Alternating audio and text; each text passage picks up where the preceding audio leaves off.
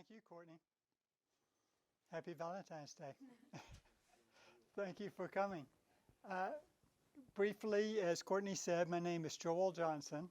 I live in Concord. Published 2 books. One is this one, a collection of poetry, Where Inches Seem Miles. And this one, my novel, Never. And when I started writing poetry, I went to poetry workshops with a very talented poet named Joan Houlihan. And I must have done those workshops for 5 years or more.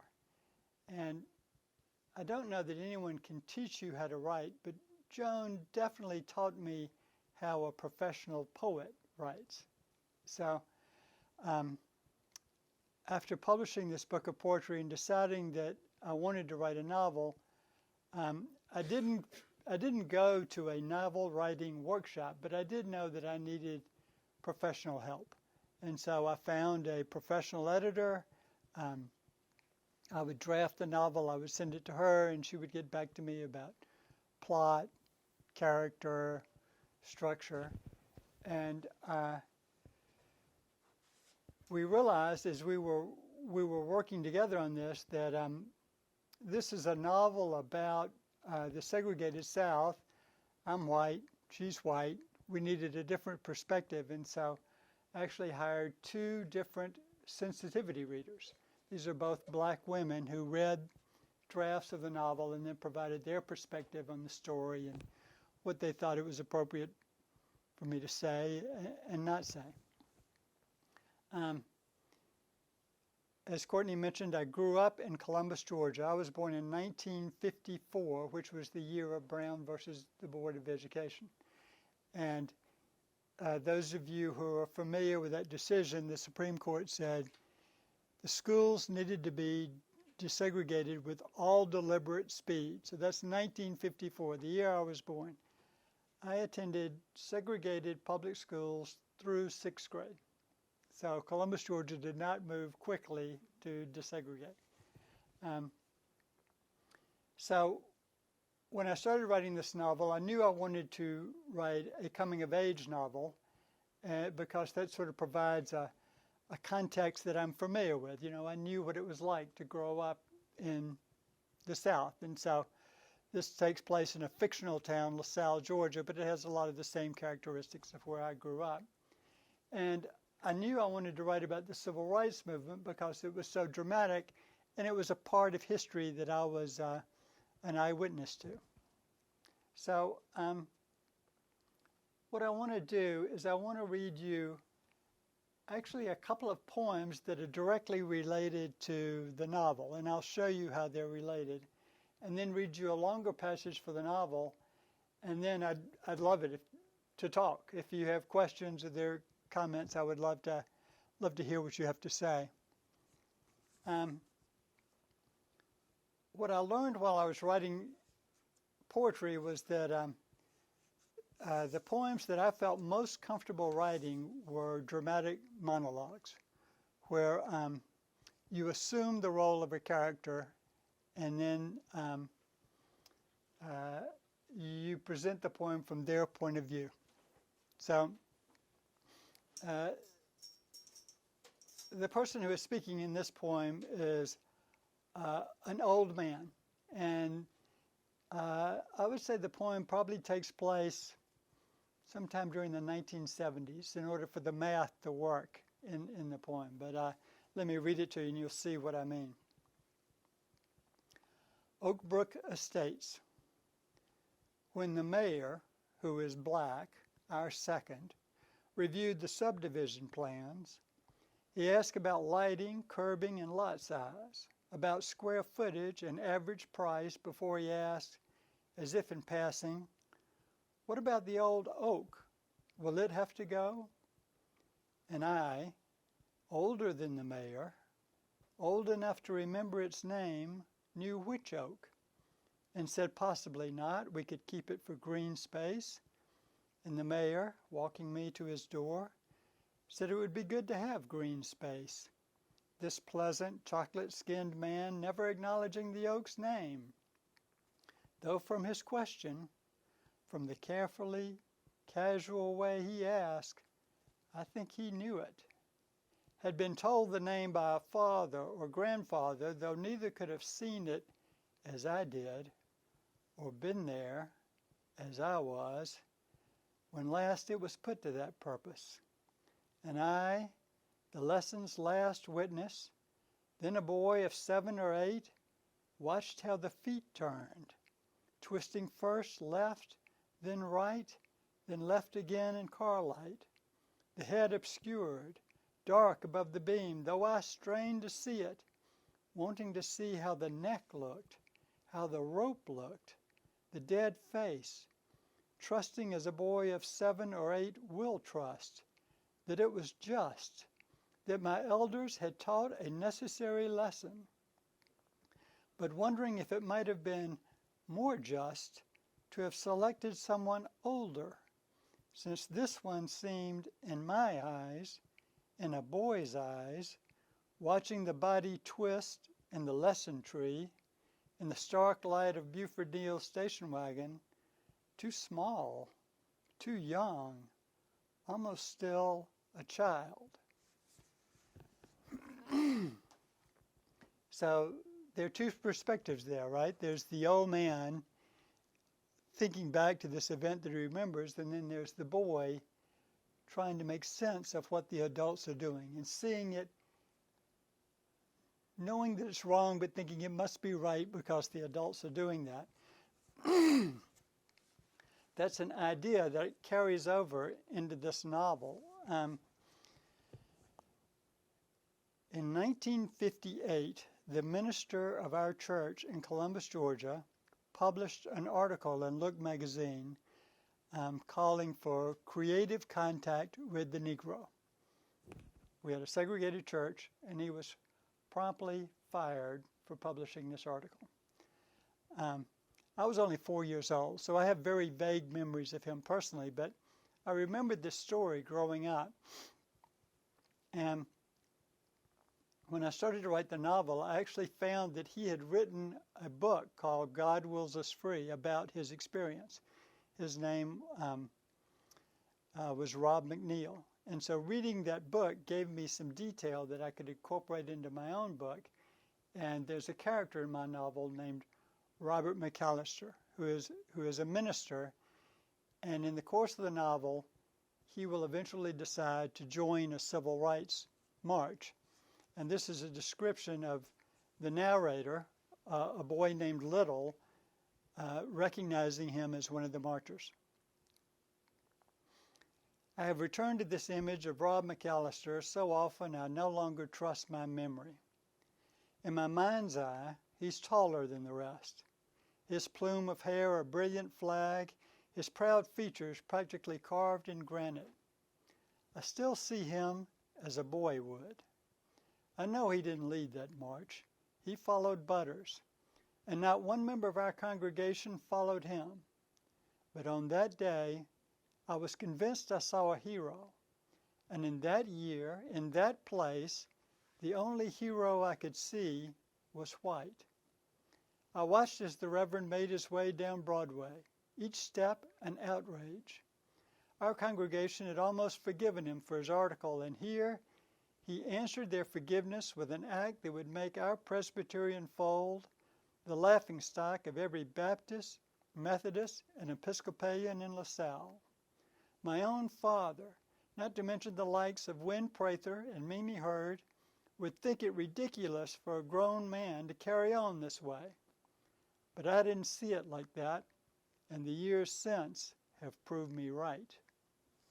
So again, it's the idea, an old man looking back on the way a boy sees an experience and trying to reconcile the way the adult sees it with the way the boy sees it. When you think about segregation and what was segregated, you typically think about segregated schools, segregated churches, but also segregated restrooms. And it's sort of like the issue we have today with transgender rights and people getting so upset about who's using these restrooms? And we have to protect these restrooms. So I'm going to read to you another poem on that subject. A different narrator, different voice. And he's actually going to describe how his restroom was integrated. This is called In the Glossary of Rights. You know what he says to me? He says, "Can my daughter use your facilities?" Can you believe that? His daughter, my facilities. Like she is Eleanor Roosevelt and my gas station is the Taj Mahal. So I say, being polite, because I believe you try to be polite no matter who it is, no, I'm sorry. It's whites only. But he just stands there and I can see he too is trying to be polite. And I respect that in a person no matter how dark the tan. He says, but she has to go. She's about 6 or 7, cute as a chocolate drop, her hair tied up in pink scraps, one pigtail headed north, the other due west. I say to him, you know what would happen to my business if I started letting Negroes use my restroom? And he says, cool as a cucumber, probably it would pick up. Swear to God, that's all he said. Probably it would pick up. And that is the day I sold my soul to the devil, Martin Luther King, and the NAACP. That dirty little toilet in back of my gas station became the first integrated facility in Crisp County, Georgia. And you know what? Business did pick up. For every white customer I lost, 5 coloreds came in to buy peanuts, Coca-Colas, and juicy fruit. My facilities. Don't you just love it? Where you reckon he learned that word?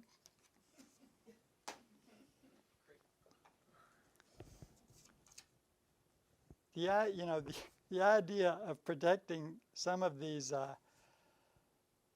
rural gas station restrooms from integration is just insane. So I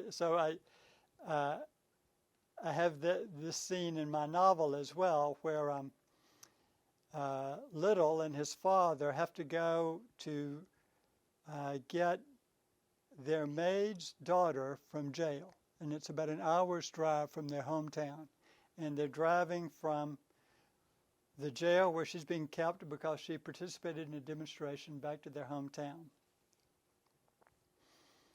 Another 10 miles, 10 more minutes, then 15, and she stirred in the back seat. Mr. Nickerson, she said, I think I need to use the restroom. An excellent idea, my father said. So do I.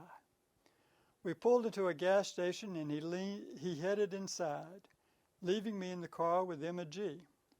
I waited for her to get out, but she did not. I heard her sigh and shift on her seat. I knew the best way to talk to her was to keep looking forward, to ask the question without confronting her. What's wrong? I said. They won't let me go here, she said. I studied the gas station. There was no whites-only sign, nothing I could discern that would let her know she was prohibited from using this restroom. She saw something I missed. Maybe she just did not want to test it.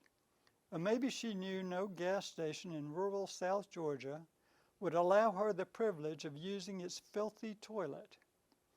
My father returned, relieved, blissfully unaware of the circumstances.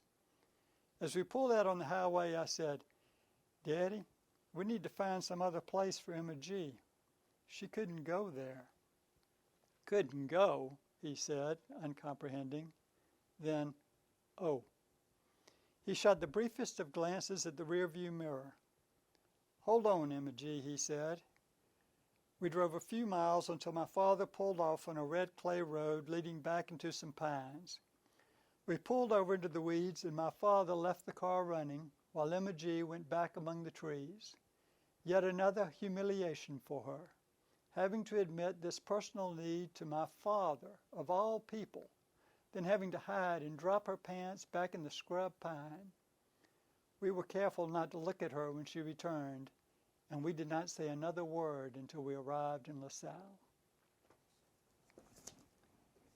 So, from these two brief passages, you can tell that his father is an important figure in this story. And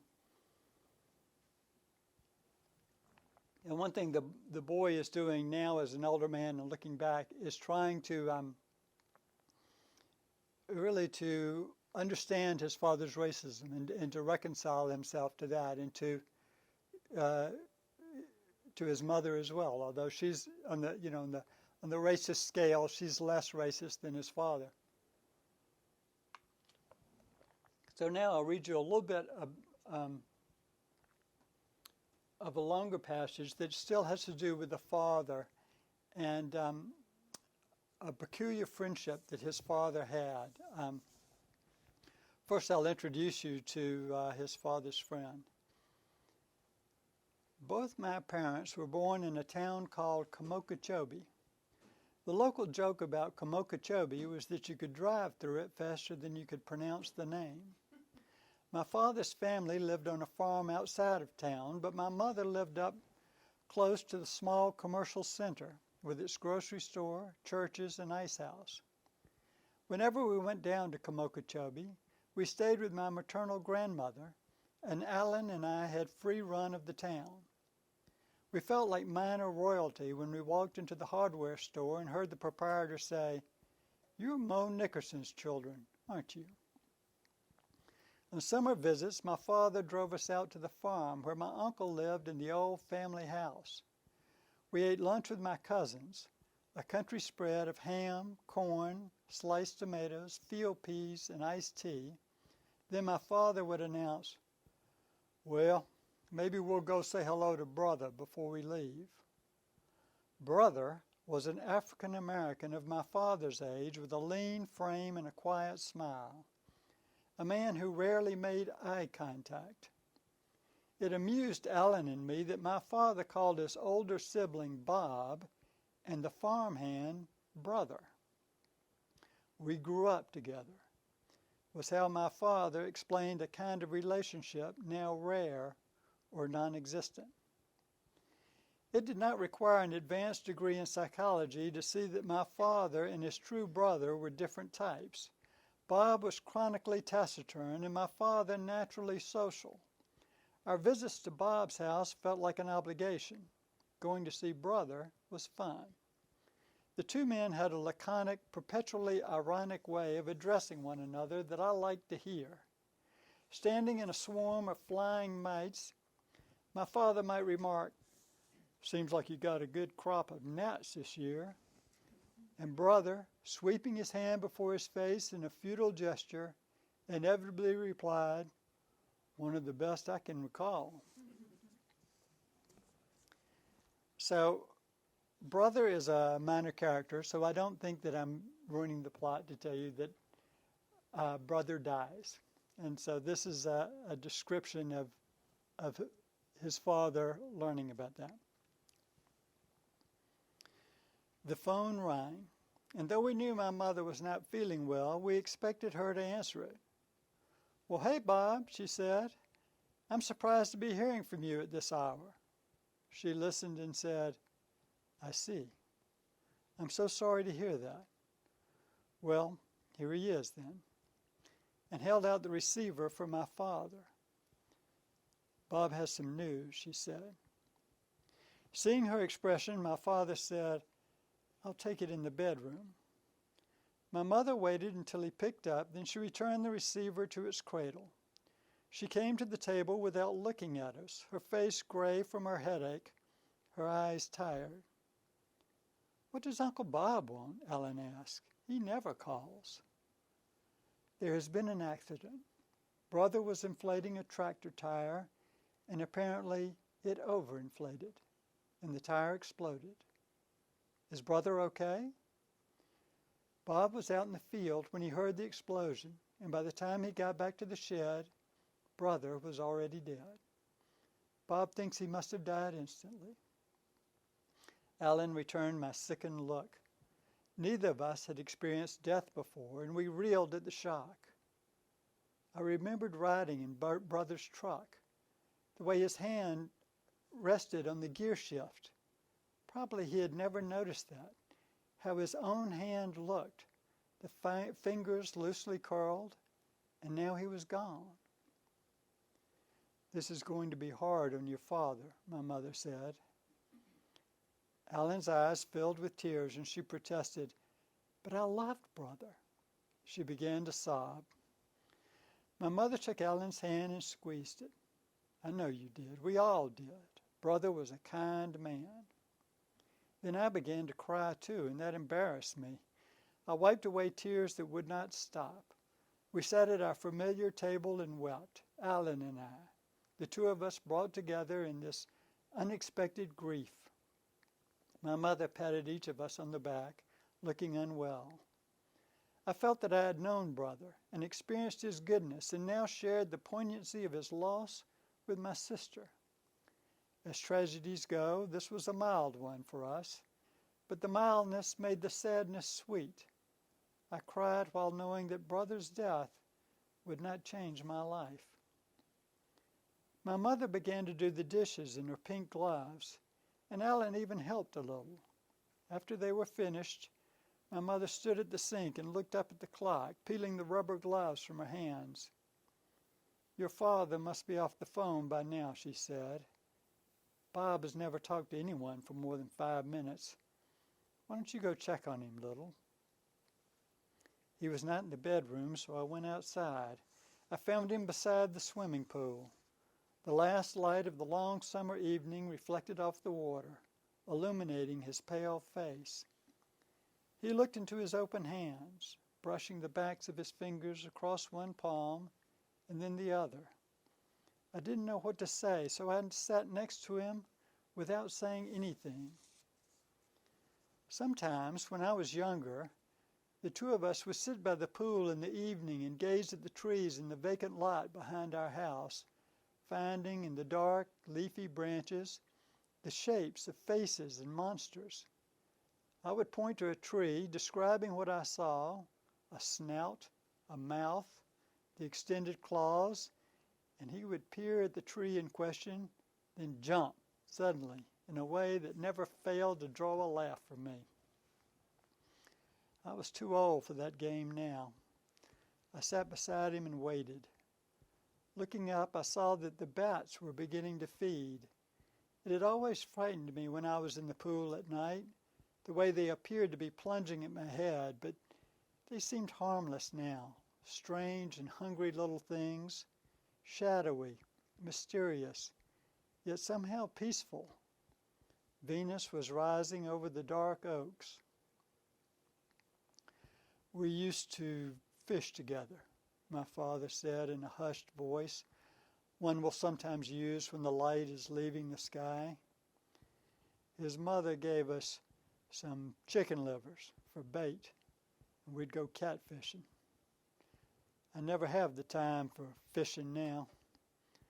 I suppose I could do what other men do, fish for bass, but that doesn't appeal to me. Sitting in a boat, the $3 lure. What do you think my friends would say if I told them that I wanted to take some chicken livers down to the riverbank, catch catfish? They'd think I had lost my mind. He spoke slowly, brushing his fingers, occasionally looking up at the looming trees. He was finding his way, not expecting me to answer. "Isn't it odd how you can know things? Nobody ever told me that grown men like me don't fish for catfish. Boys do, of course. Not you, but other boys. And coloreds do because they like to eat catfish. But not men like me, though I still enjoy a fried catfish when I can get one. There was never a day when I decided to stop. That was a running joke between Brother and me, that when I was done with all this," he waved his hand vaguely, a gesture that encompassed the pool, the yard, the sky. I would move back to Kamokachobe, and we'd spend our last days fishing together. He always said he knew I'd come back, and I'd play along because it was pleasant to think that way, to imagine that we could go back to the way we were, not boys anymore, but old men, and somehow just the same. We brought the fish back to Brother's mother. Her name was Ruby May, and she would say, "Look at this fine mess of fish you boys caught."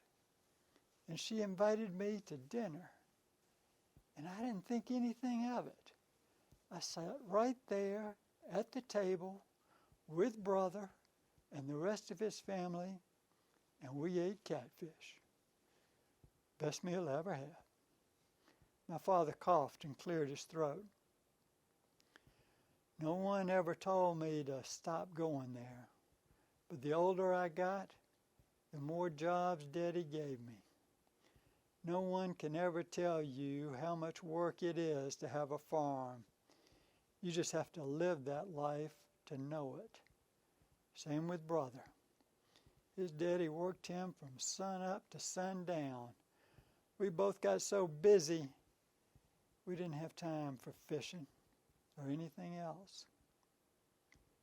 It was getting darker by the minute, the bats more difficult to see, the stars rising as if rising from the depths. "This is going to be a difficult thing for Gladys," he said. Gladys was Brother's wife, a lighter-skinned woman who hung back when my father was around. Brother's children never seemed to interest my father much. He couldn't remember their names or even how many Brother had, whereas my mother asked after each by name and knew their ages too. Gladys can't have an extra dime living the way they do, and she still has those children to raise. She'll have to find another place. Brother's family has been in that house ever since my grandfather bought that farm. For all I know, Brother's folks came with the package. Bob isn't going to force them out. He's not that hard. But he won't want them living there with no way to pay the rent or help with the farm work. He won't have to push. Gladys, she'll know. The cadence of his words was deliberate, as if he were crossing a stream on stones. "I'll take care of her, though. Brother would have known that. I won't let his wife and children go hungry. He was a proud man. I bet you didn't know that, did you? Living out on a farm that way, the way he does, or did. You would never think he was proud, but he was. Proud of his wife, of his children, proud of his work. That's what made him so valuable to Bob. Any job Brother took on, he took pride in it. If he was going to fix a tractor, that tractor was going to stay fixed by God." It was dark now, my father's features obscured, but I could sense him shaking his head, could feel it in his words. Brother was the product of a different era. People these days don't understand that. All this talk about dignity, as if a man like Brother didn't have any because of where he lived and how he acted. He had plenty, though. He earned it through his work. That farm is Brother's farm. Bob owns it all right, but Brother ran it. And I don't know what Bob is going to do now that Brother is, well, it won't be the same. The chorus of night bugs and frogs pulsed from the bushes and trees, their music thick in the humid air. "Are you going to the funeral, Daddy?" I asked. No. The night air felt sultry and dense, the thrumming bugs everywhere and close. That's no place for me. Gladys would rather be left alone to remember brother and grieve for him in her own way without having to deal with someone like me. Bob told me where they took him, and I'll call down there tomorrow and pay for the arrangements. Your mother will send some flowers. I had never seen my father weep, and I cannot say I saw it then. It was dark, and I looked away, but I heard him, an awful sound.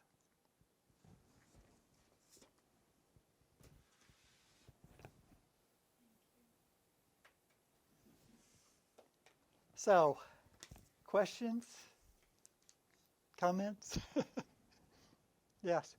How much of this is autobiographical? I read a book review once where they were talking about a novel where they said that he filled it with lies in order to tell heartfelt truths. And that's very much the case here. LaSalle is a fictional town. There's a scene where he goes into a black church. I've never been in a black church. He sees a demonstration. I never saw a civil rights demonstration. He was born in 1950. I was born in 1954.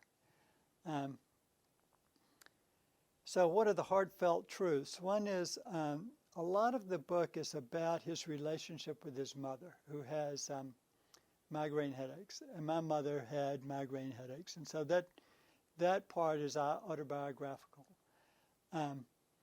Another big part of the book is that when his mother gets sick, he relies on the family's maid, a black woman, who is sort of his surrogate mother. And he loves her like a mother. And as the old man looking back is sort of asking himself, did she love me in return? What was this relationship? I know how I felt towards her. This was the segregated South. How did she feel towards us? We had a black maid that I was very close to, maybe not as close as Little is in this novel. I'm convinced that I loved her. How did she feel about us? She definitely must have been seeing it through this lens of we are treating her as a second-class citizen, and that she has a role that we require her to play. Can you talk a little bit, so I love the sort of small indignities that you're describing.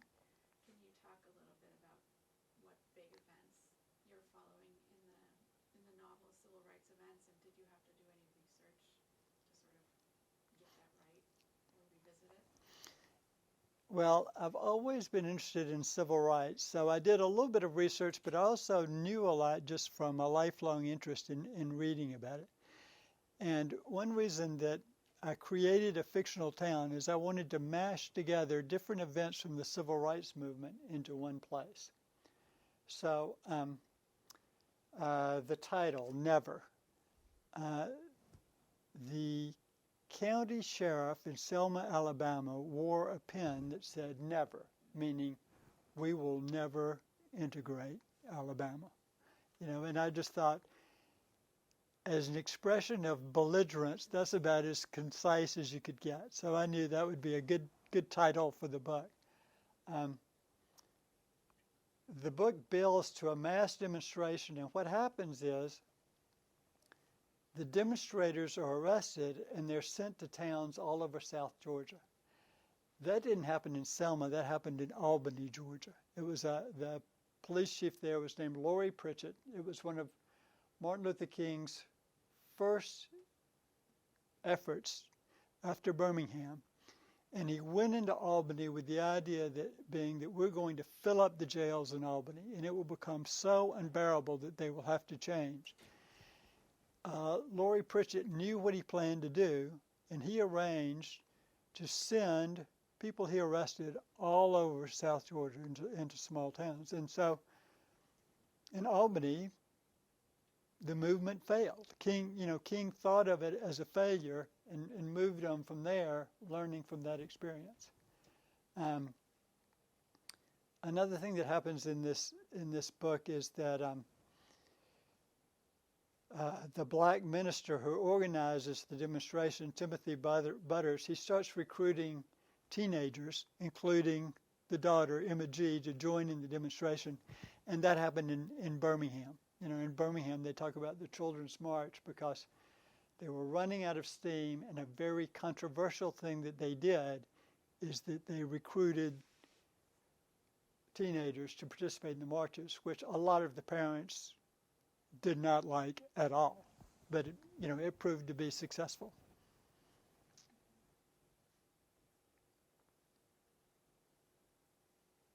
I'd like to go back to the episodes with the maid, which what I found so interesting and so true of children is their acceptance of the way things are without question. And then looking back on it, as you were able to do through the man when he was 70, I think you said somewhere, it never occurred to me to wonder why she didn't eat at our table. And that's the kind of thing that I think you don't think about if you haven't grown up in that situation. It reminded me of the book, The Help. Right. Which was also kind of looking at that. But, yeah, I found that very, very moving, the way you depict his relationship to the maid, but also as an older man who was really not at all sure what it was on her part. Right. Except that she apparently left the family without any difficulty at all. Right. Yeah. Yeah, you're born into that world. You don't know anything else. You think this is the way people act. And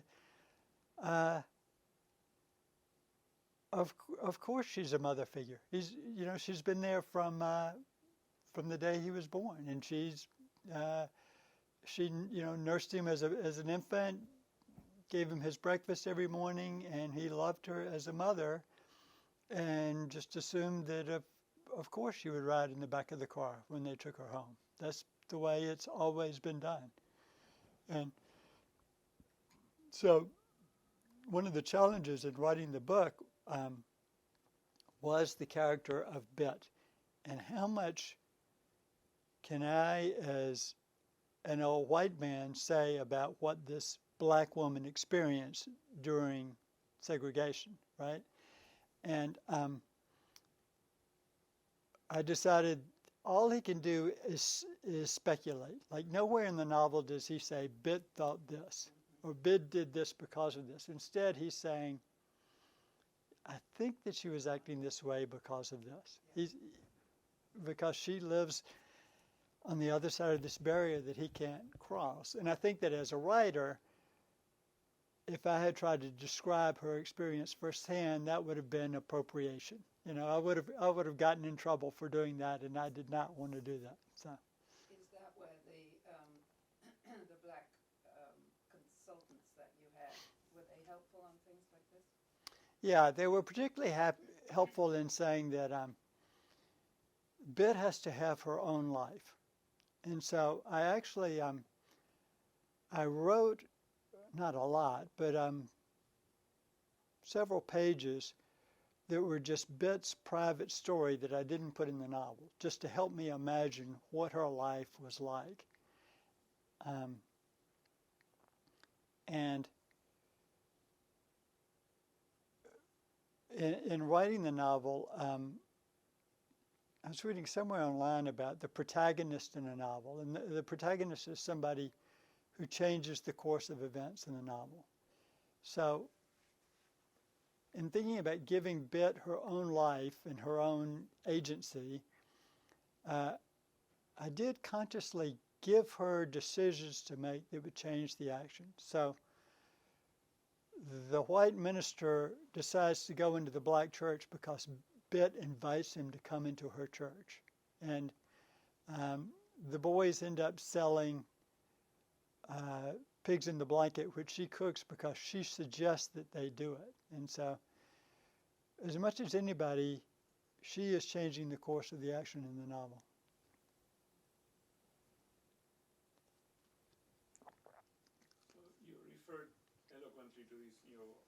heartfelt truths. What is your perception of the heartfelt truths of that part of the world as it may be today? And I understand that you may not know as much as when you were living there, but what do we in Boston metro area west fail to notice about heartfelt truths about what used to be segregated South that continues to be something that we don't understand, but I have no clue what it is that we don't understand, and maybe you do. It's interesting. I haven't been back to Columbus, Georgia in years, but 3 different friends that I grew up with have contacted me about this book. And they've been complimentary, which I'm glad to hear. They haven't said, you're making us look bad. They've been complimentary. I think that a difference between living in Concord, probably the same is true of Wayland, and living in Columbus, Georgia, is there are not many black people living in Concord, Massachusetts. Not many that I ever interact with. Whereas growing up in Georgia, I interacted with black people every day, and loved these people. Did they love me? I won't go there. Who knows? But so it was a different kind of experience, because Columbus is probably 50% white, 50% black, and so much more day-to-day interaction. What is it like now? I think it's probably a mixed bag. I think there are probably still some pretty hateful white people, acting in a pretty ugly way. But it's different in that you go into a restaurant and it's an integrated restaurant, The schools are integrated. They're private schools now, but those institutions, luckily have fallen.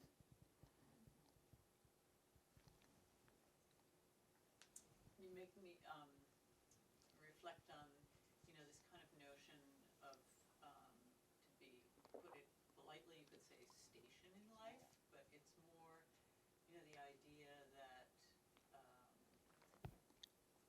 people carry different concepts as to what the proper place is. And of course there are a lot of racial stereotypes and assumptions and prejudices around that. But this notion of the help and the place of the help in the home.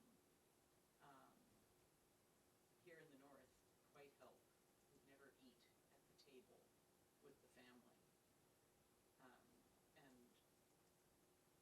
you may not, I grew up with a housekeeper, and my siblings and I used to wonder, where does she eat? What does she eat?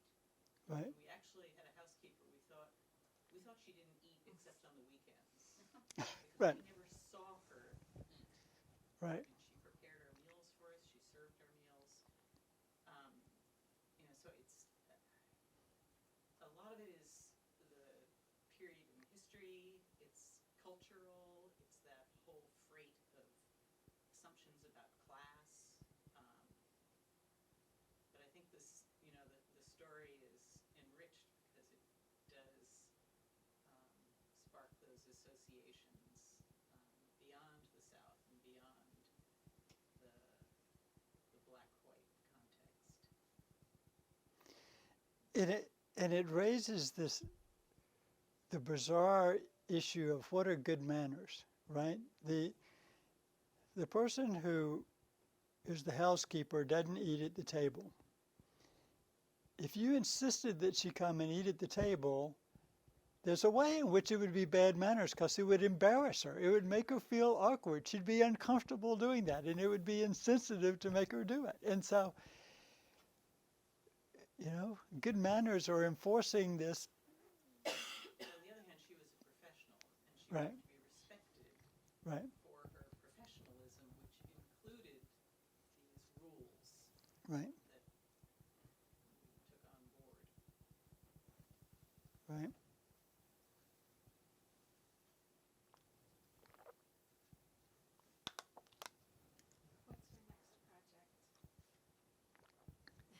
The next project is so young, it's hardly worth talking about. I mean, I would like to write another novel, but I've written maybe 5,000 words. This is 80,000 words, so it's 7 years to do that. yeah, it took me 7 years. So, by the way, a lot of people have come to me and said, "You know what I like about this book? It's short." It's a sign of the time. Yeah. How do members of your own family feel about the book? What kinds of conversations might it have sparked with your own family? They've been very supportive. I'm the youngest of 4, so in this book, his relationship with his sister is kind of a mashup of both my sisters. It's more like one than the other. So I think she liked being in the book. One funny story is there's a description of a lynching in here, and the person who organizes the lynching is named Buford King, which was the name of my best friend's uncle. And I had kind of forgotten that I had used the name Buford King. And then my brother reads the book and he says, "Buford King is the lyncher?" And so I sent this book to my friend and said, "I have to apologize in advance. Your uncle is the bad guy in this book." But I had just forgotten that I used his name.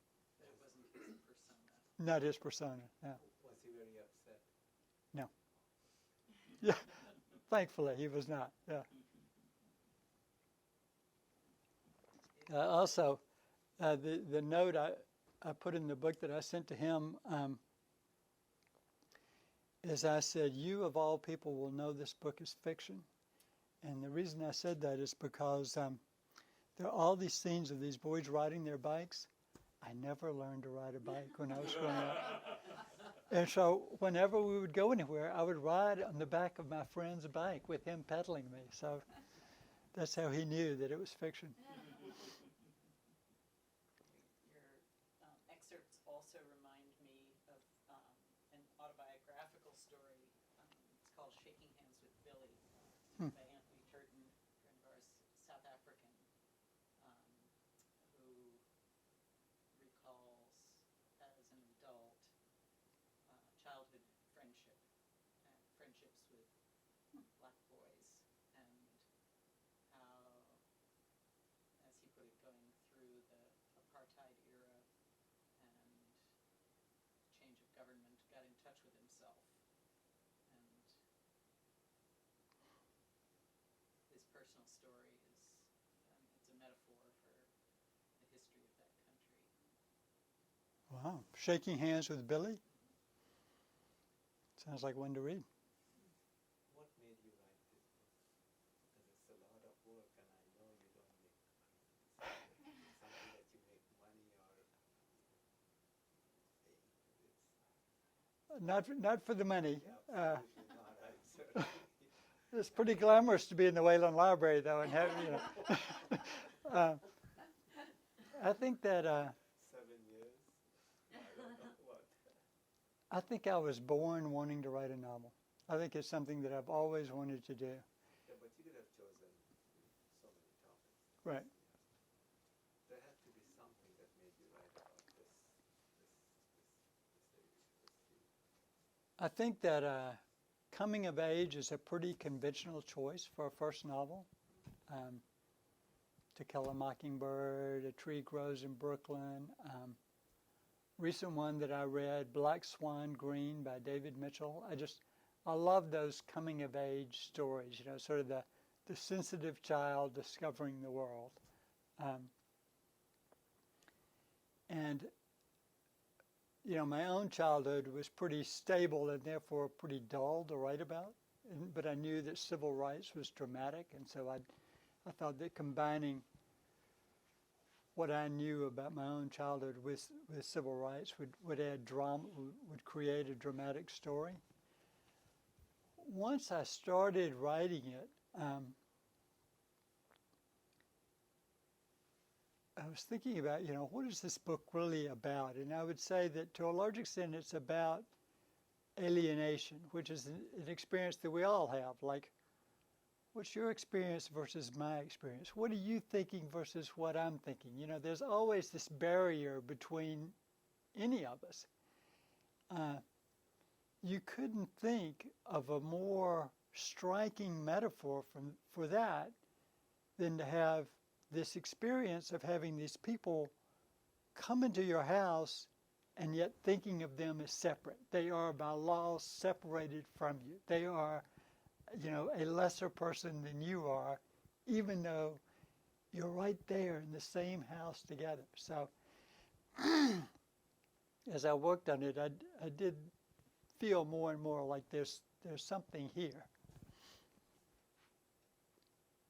Do you feel as though there's more story that you might write more about these people or some of the characters in your book? I feel like I still know them, and someone did ask me if I was going to write a sequel. I'm not particularly inclined to write a sequel, but maybe so. This is something that I was thinking about. Was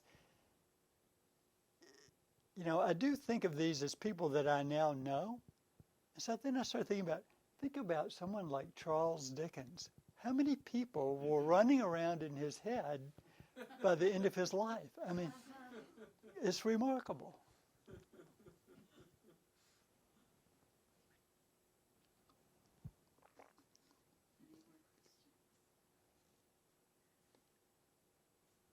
so much. You've been a great group. Thank you.